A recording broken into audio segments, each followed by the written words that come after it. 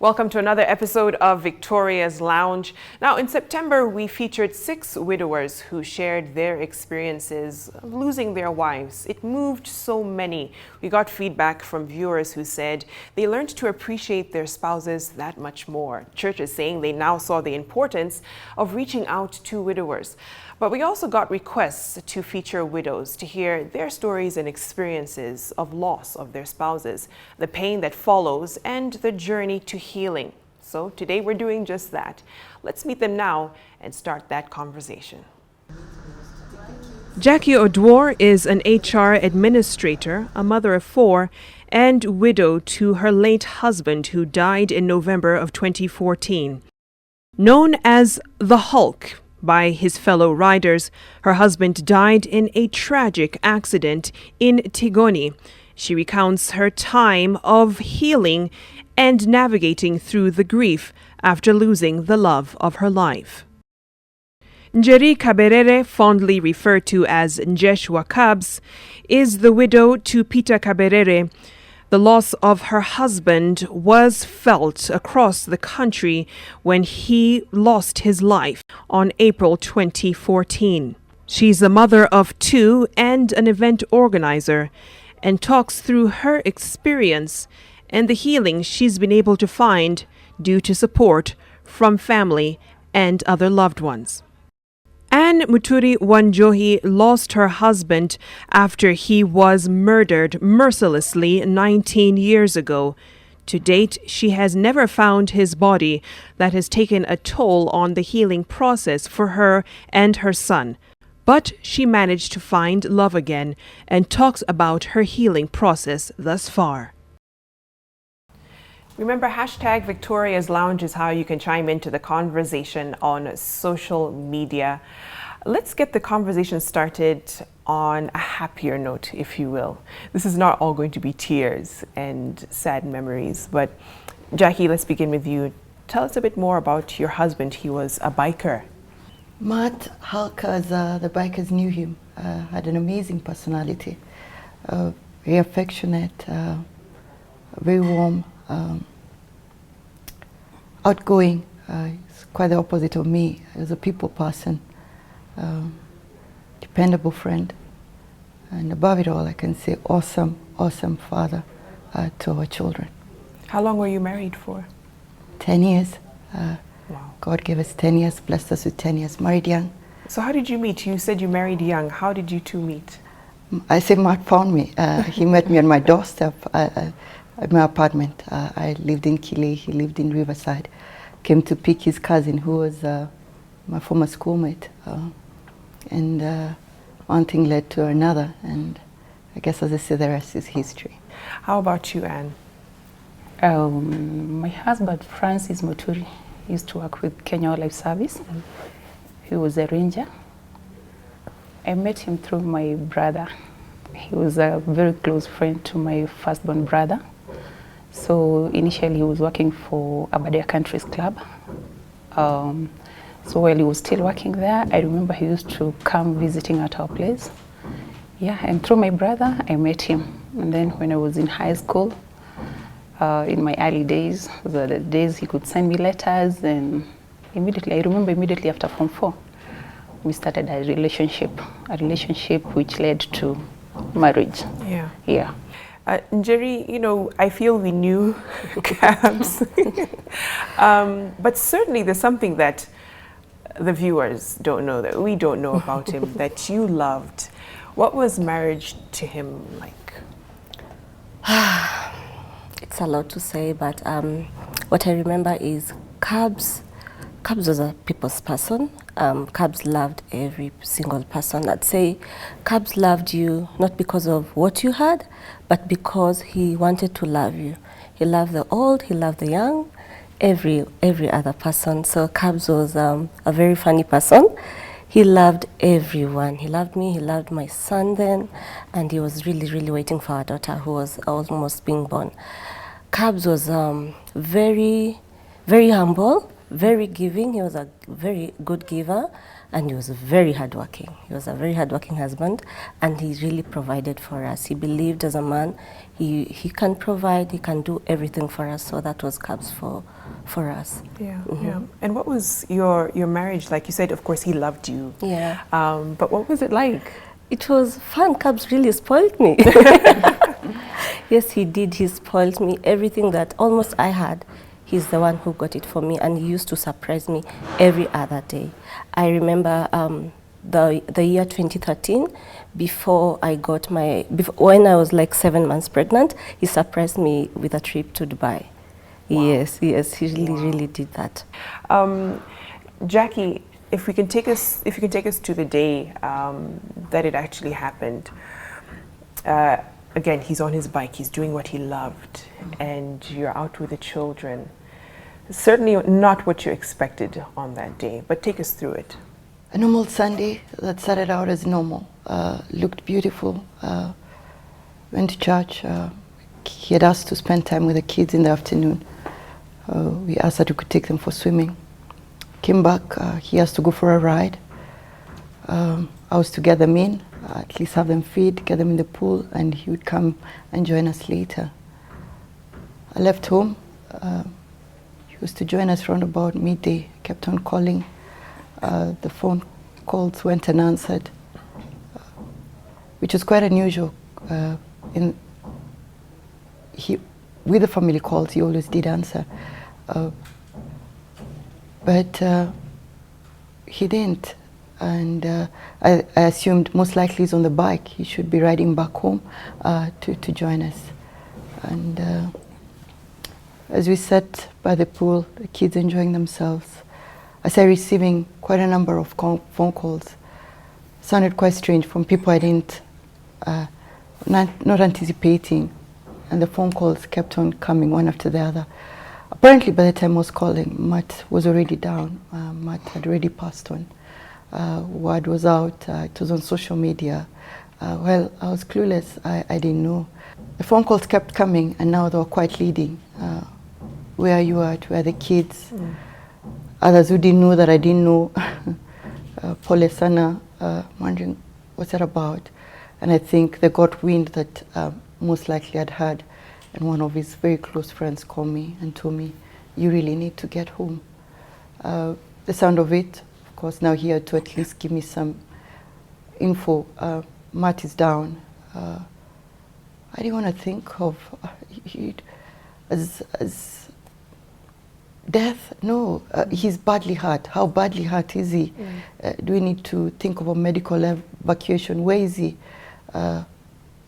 He wasn't answering me much. He just kept on insisting, and I could hear it from his voice. You need to get home. You need to get home very fast. It was a very long drive back home. And as we got close to home, there were very many cars, and I started seeing other bikes, very many bikes. And when we drove into the compound was full. And Styles was one of the key bikers we rode with, a good close friend. Received me as I got out of the car and told me Matt had died on his bike in a tragic accident in Tigoni. What was going through your mind? Because I'm sure you never expected this. When we were talking earlier, you said he was such a strong person, hardly ever sick. You know, you could never see anything like this coming. So what was going through your mind, you know, when the news hits that he's no longer? I was numb, confused, total state of shock. I remember crying out and asking Styles, how could this happen? How did it happen?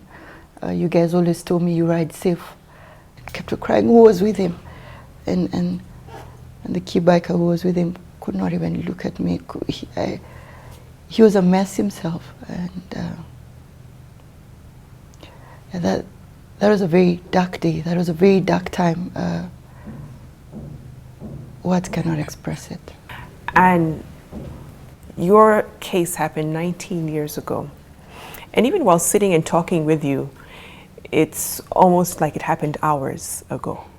Yeah. You know, it's still very fresh. It's still very raw, still very emotional. But if you will, just kind of take us through that day. I remember back then we used to live in Nyeri. My husband had visited us on 10th of October 1998.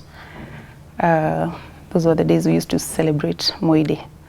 So he visited home on that 10th, and he requested me to join him on 20th of October, which was going to be Kenyatta Day.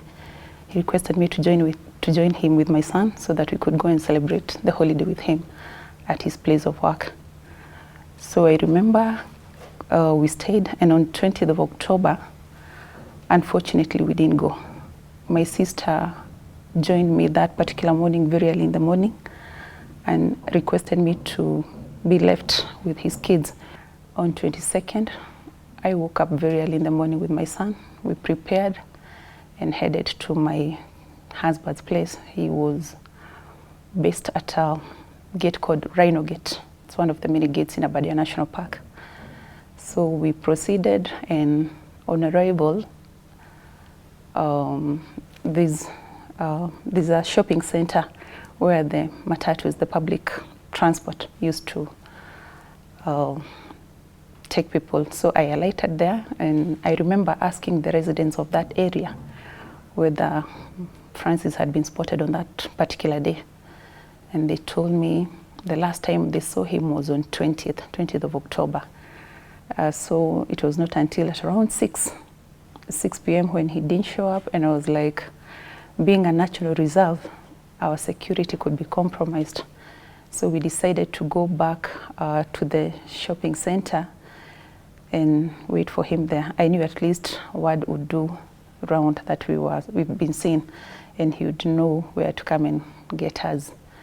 So we went to a certain mama's place, and we were accommodated there. Unfortunately, we were there the whole night, and he didn't show up. So I remember the following day, very early in the morning, I left that place where we had been hosted, and with a friend, with a son to that home, we proceeded to my husband's place to go and maybe see whether he had reported through the night. Unfortunately, the scenario was the same way we had left it the previous day. So I remember at that point, we just decided to go back to the same house where we had been hosted, because I needed to go and check on my son. My son was 2 years. So on our way back is when I met with a group of KWS Rangers. And I told them that I had come the previous night and I hadn't seen my husband. So they were like, so how can we help? I told them, I think the most important thing to do is to notify his employer, the KWS headquarters offices in Muiga. They made a radio call to our KWS offices in Muiga, and they were notified that I was there looking for my husband and hadn't seen him for close to 2 days. It's at that point that they were advised to break into his house, and were told that I should be there so that I can bear witness. And just immediately after the door opened, there was blood.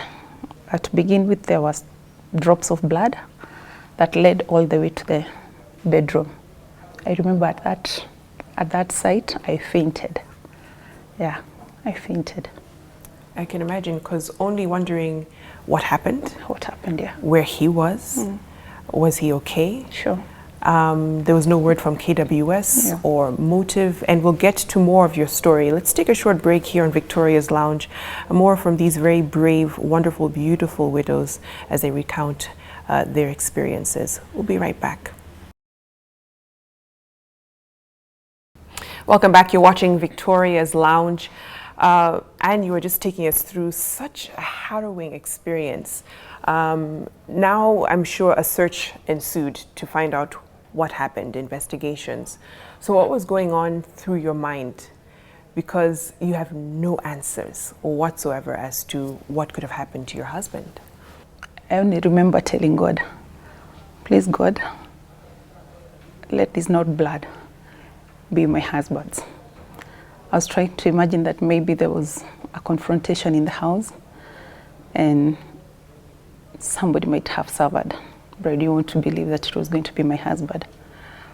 But again, looking at the whole scenario in the house, there was a safe. It had been broken into, and the firearms had been taken away. So were they able to find the perpetrators? Yes, they did. I remember immediately after that, this was reported to KW's headquarters in Nairobi, and within no time, some personalities from Nairobi were sent, and the investigation started. But it was not until 2 months that the culprits were apprehended. The first culprit was apprehended in Othaya town. They were committing robbery with violence. And I remember the KWS personnel and some CID guys from Nyeri town coming to pick me from home. And I was told that they had recovered a gun, and I needed to go to the CID headquarters to maybe see whether I could be able to identify it as one of the 2 arms that had gone missing with my husband's disappearance. So when we got to the CID headquarters, I looked at it. Of course, I didn't know the serial number, but I could tell it's one of the guns that I had seen my husband with. And after that, having identified the gun, I was told that whoever person that had that gun was killed in Othaya town and was lying at PGH mortuary in Nyeri. So that was our next stopover. We went to PGH so that I could identify the body, whether maybe it's a face that I had seen before. But unfortunately, I had not seen that face. Yeah, so investigation started. But some days later, I remember some people from the area where my husband worked were able to identify this man as Maina. And they gave information that there was a very close friend of his by the name Timothy Maina who had gone missing from that area after my husband disappeared. So that information led to the arrest of the Timothy Maina. He was arrested from his house actually in a place called Shamata. He had dug a hole under his bed and hidden the gun there. Again, I was called and I was told that the other firearm had been found, and I needed to go and identify this person, whether I had seen him before. Yeah, and I had seen him actually at that shopping center where my husband used to work. So I called him by his name, Maina, but he said he had never seen me before. Even with all this, the investigations leading to arrests, there was also a court case that followed. Yep.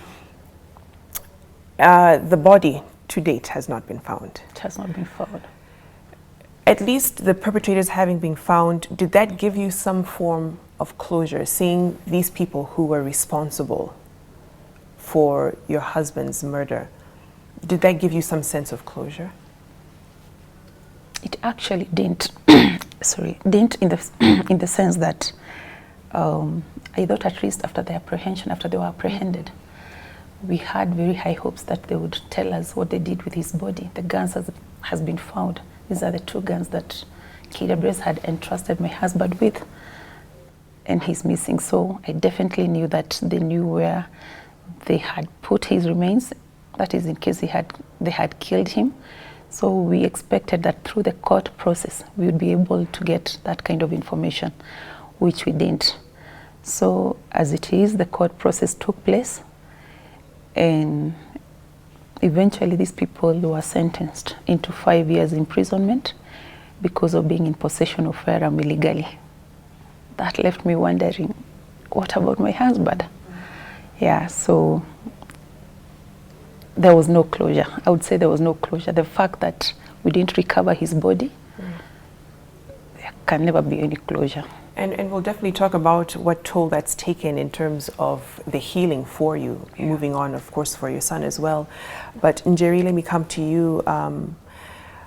Take us through the day that, Cabs was no more. It was on a Sunday, 6th of April, 2014, I remember it was it was in the morning. He woke up very, very early and very happy. So he told me to prepare my son Olani. He'd love to just take him to Sunday school. And because I was very heavy, I couldn't make it to church. So he went out, washed his car, as usual, he's very hardworking. And then now I prepared my son, and then they left to church. I was left alone with my nanny.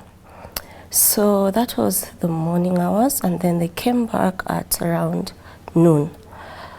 He came back with food for us, lunch, and then we ate together. We had so much fun. We chatted, we talked about so many things. And then he said he wants to go to the car wash to wash my car. And then he'd come back, pick my son, take him to for swimming for the first time. My son then was 2.5 years. I remember there's a time I just sat and I started wondering, I don't know where these memories were coming from. So I went to the kitchen to get something to eat, and then I remember I held my tummy and I just, through my mind, I thought and said and asked myself, if my husband dies today, what can I do? I totally don't know where that came from. Then I said, Njesh, what is this?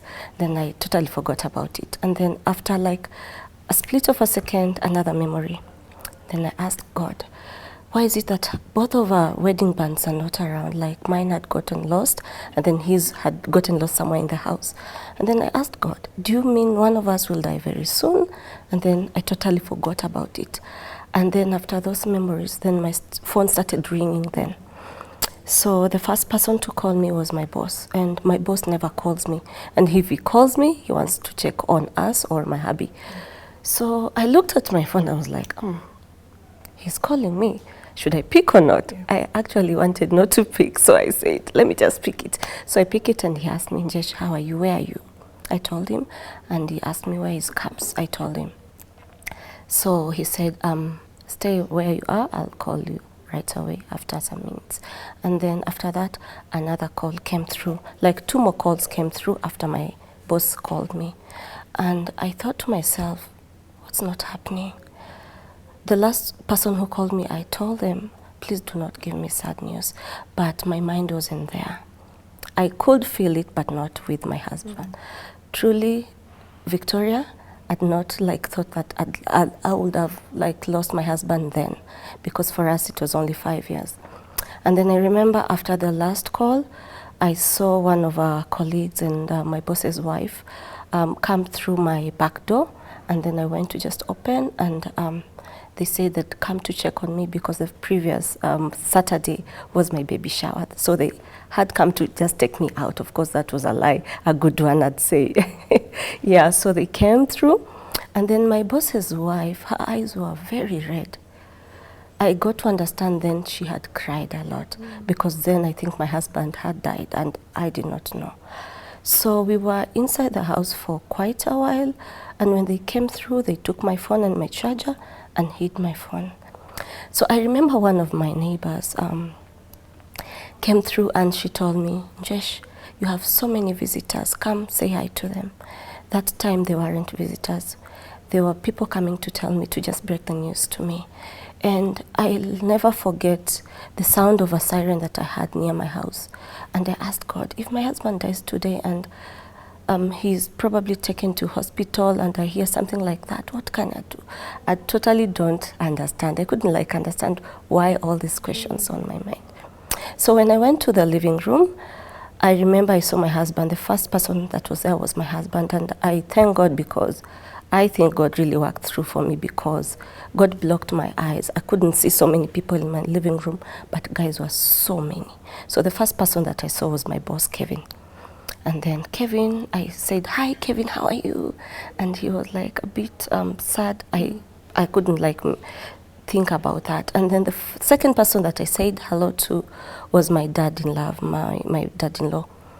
When I looked at him, Victoria, there and then, I knew Kabza died, yes. Yeah.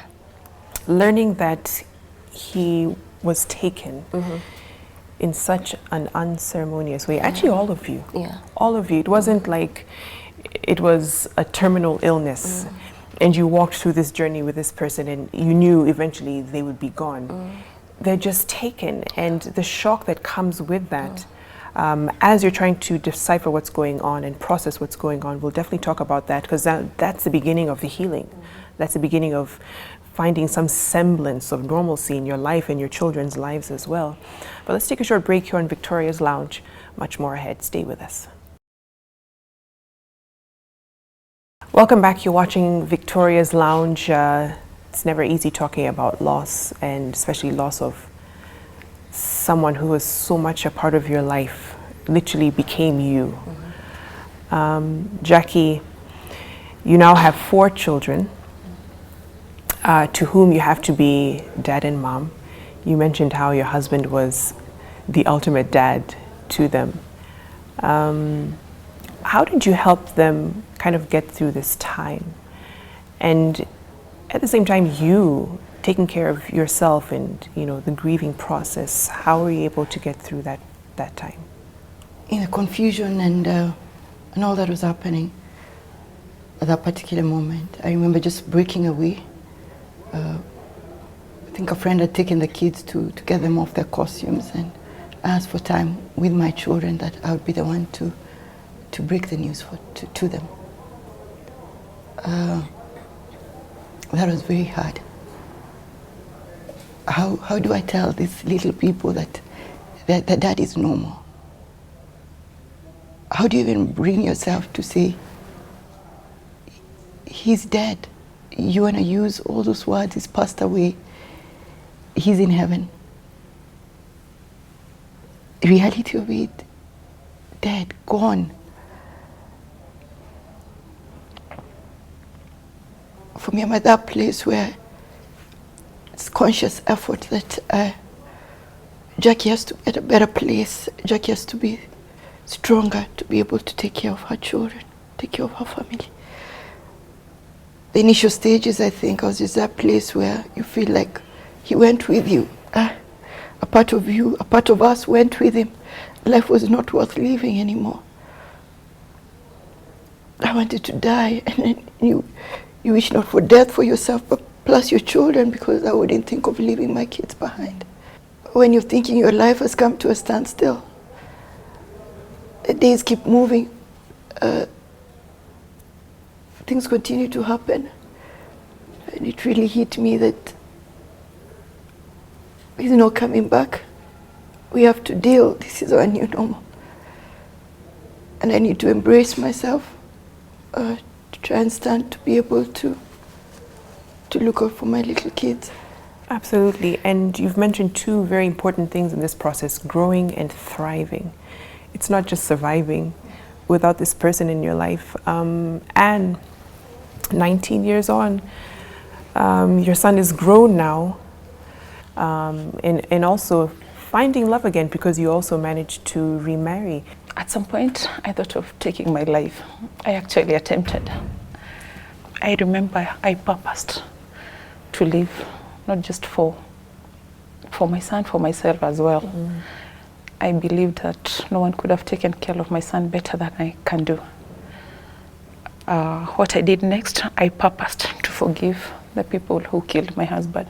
For me, I remember I had purposed to be a single mom for the rest of my life. I didn't believe that anyone could come into my life and accept this boy as his own. But I really thank God for my husband. I met Peter in 2007. An amazing person, a beautiful soul.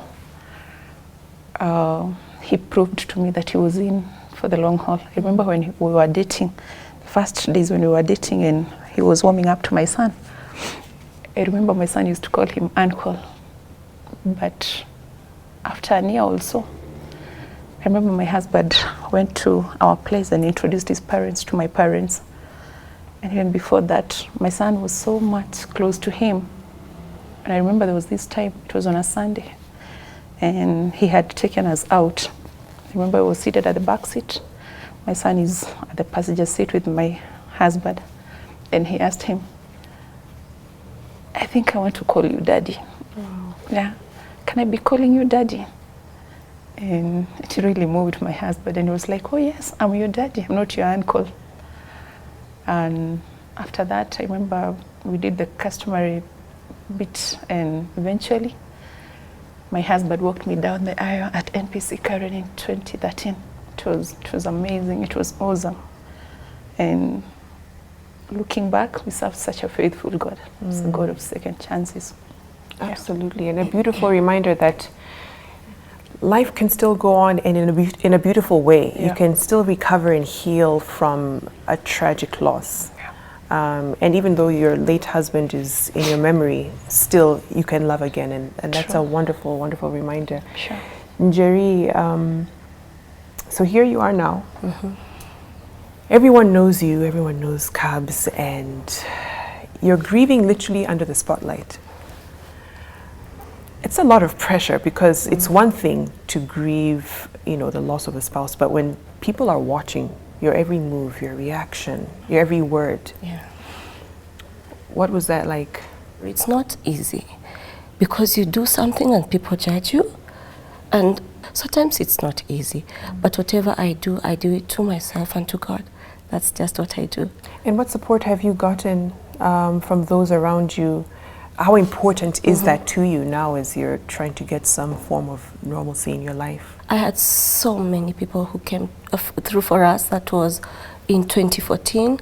I'd say for like 6 months, I had so many support system. And after that, it fades away and you're left with your family and probably your few colleagues and your few close friends.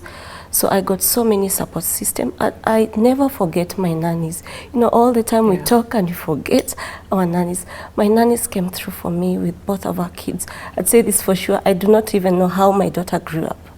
I found her just the way she is. I'm like, where are these milestones? I cannot remember because they were there for me. And for you, Jackie, what support systems do you have in place to help, keep the 4 kids together, make sure that everything is done, make sure that you are okay, that you have a release point as well, people to talk to? For me, the key support system that has been fellow widows in the support group, speaking to people who I feel me, understand me, know me well. In that space, I am me. I'll say it as it is. I'm allowed to be a mess. They don't sugarcoat it. They're real. Around about, I think, 6 months or so, there have been quite a number of widows who had reached out to me. I'd shut them out. How can I be a widow? This title that and I had a title. I thought so. And now we sit there. We are at a place where you don't know if you're Mrs., if you're total confusion. A title that I'm tagged to that we feel stigmatizes us. That comes with some shame. And why did this have to happen to us now? But these ladies have been amazing. And can I tell you, you are strong. You've gone through a lot more than most. On this week's Victoria's Lounge Story series, we feature Tessie Cherono Maritim. She's the founder of The Arena Kenya, an enterprise that through events and digital platforms leads a movement of smart, conscious, and empowered young Africans focused on maximizing themselves and the communities they live in.